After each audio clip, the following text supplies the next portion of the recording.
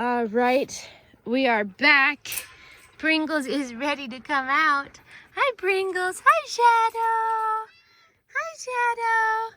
Say Bean Bean, Kiki Kitty. The horsies are neighing because, neighing, because they want food. Oh, this thing is hooked. Okay, now you can cut the zip ties. Bean Bean. Kiki Bean Bean. Hey, Shadow. You ready to come out, Shadow? Go ahead. Say, come on, Shadow. Hi, Shadow. Hi, girl. Hey, Pring Pring. What you doing? Hi.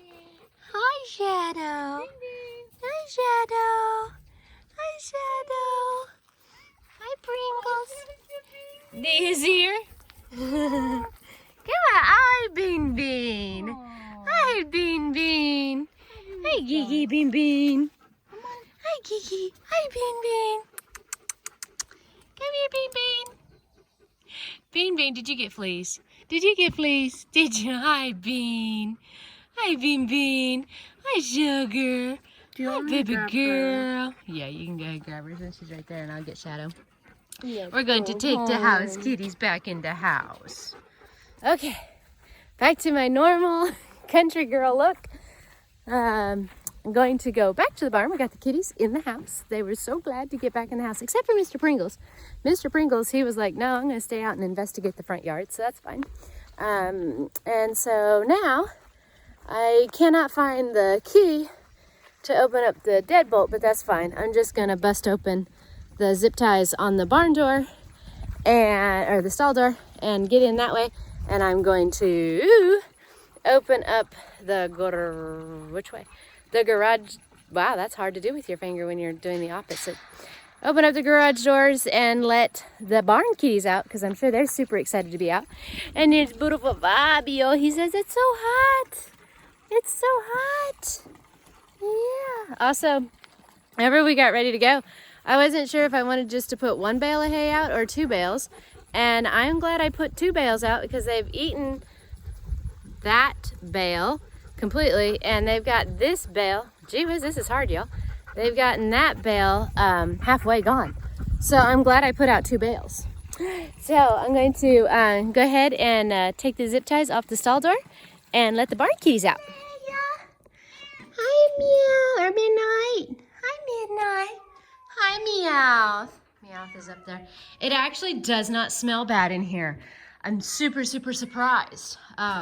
Delighted that it doesn't smell good, doesn't smell bad in here. So that makes me ecstatic because that's awesome. That doesn't smell bad. So having this open really worked. We decided to go ahead and close the bottom one, just because our daughter was just a little bit nervous that the kitty might get stuck in it or something trying to get out. So we went ahead and closed it. It was no big deal. But it actually, I mean, it does not smell at all. It just smells like sweet hay, so that's awesome. The little shelter area where the horses stand is definitely very grubby. I couldn't even get this bottom stall door open, so I had to turn back into a teenager and jump over the stall door. But now that I'm in here, hi dear Leia.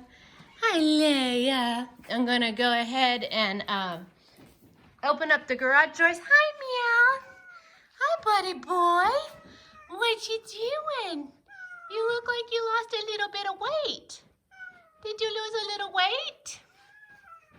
So I'm gonna go ahead and open up these doors and let the barn kitties out so they can enjoy freedom again. And then I'm going to open up the back pasture, which has grown out really nicely. I was really hoping that it would. So we've got some nice tall grass back there. They're gonna be so happy to get out there. Dream's face is a little bit eaten up because I haven't, there you go Leia. Haven't been here, of course, to give her the herbs. So she did, you can't see it very well. It's not terribly bad, but I mean, she's definitely rubbed herself raw. So I'm gonna get her back on the herbs to help with that. Still got a ton of cat food left, so that's good. They were drinking the water in here, but they had the water out there too. Hi, Meow. But anyway, I'm gonna let these kitties out like I've already said, and I'll do the back pasture and all that and show you guys how the horses react to being free again. Okay, so I went out there to let the horses out and completely forgot to bring my phone, but it was non-eventful. They didn't get excited and run. I was gonna wait until this evening when the temperatures would be a little bit cooler. It's like 90 something right now, and they said that the real field is 101. So anyway, it's super hot right now. You can see poor Catalina. She's just super, super sweaty. But I just couldn't wait to let them out anymore. Oh, poor things. They've been locked up in there for a week underneath the shelter. That's gonna be, I could probably do an hour video just cleaning that out, but it'll get done and they'll be better. But I went ahead and let them out, but they just like slowly walked through the gate, started eating right at the front of the gate, and is just slowly grazing out. Tag is the one that has gone out the furthest. But yeah, so they're free again. Yay! Super glad to be home with my babies. But I will tell you, I miss the California heat. So much nicer than this. The temperature is about, I don't know, maybe it's 10 or so degrees cooler in California. Still hot, but it's just completely different than Tennessee. But aren't they pretty, my babies? The pasture didn't grow as high as I thought it would. I thought maybe it would get a little bit more growth because they had a lot of thunderstorms. I think there was like 2 or 3 thunderstorms while we were gone, and you know, with the heat. So I thought it would grow a little bit more than it did, but that's okay. The horses are happy. It's tall. There's a lot of seed heads out there, which is good. So it will reseed. So that's awesome. And the leftover hay that they have, I'm going to see how me and my husband can hook it up to the skid steer and maybe put it down in the woods so that it'll seed. And hopefully soon we will have pasture even in the woods during this time of the year. But anyway, we're back. We had a wonderful time. The airplane last night, the layover in Detroit, Michigan. Oh my goodness. So I've got some videos. They're not that great. I'm still a little bit shy doing videos in public, so I didn't do a very good job with actually getting, you know, what we were doing in public, just because I'm still a little bit shy to do that. I don't know. I guess maybe it's not me. But anyway, so last night we had a layover in Detroit, and we were supposed to only be there for about an hour, and then we were supposed to be flying down to Nashville. We were supposed to land in Nashville at 8:44, and we got on the plane. There was something wrong with the brakes. Well, first, before we even got on the plane, the layover was longer than it was supposed to, and they announced that the reason why was because the plane was overheating, and they had to wait for the plane to cool down before we could take off. And we were like, okay. So we were already iffy about the plane when she said that. Then we get on the plane and they're backing up, and there was a huge jerk, and we were like, brake check, as a joke. Well, it turned out that there was a problem with the brakes, so they had to call a maintenance guy out there. We were in the plane for about an hour. It was, you know, hot, and there was cranky people, which, you know, that's how some people just handle situations. And so anyway, we were in the plane forever, and they were saying they were waiting to get back to the gate. Then they got back to the gate. We were probably in the plane for another hour waiting for what's going on. And so then the captain finally came on and said that the brakes had a warning, so they couldn't leave on that. So then they were going to try to get us another plane. So then he got back off, and I'm just sitting there going, okay, so let us off, you know, because the plane was getting hot.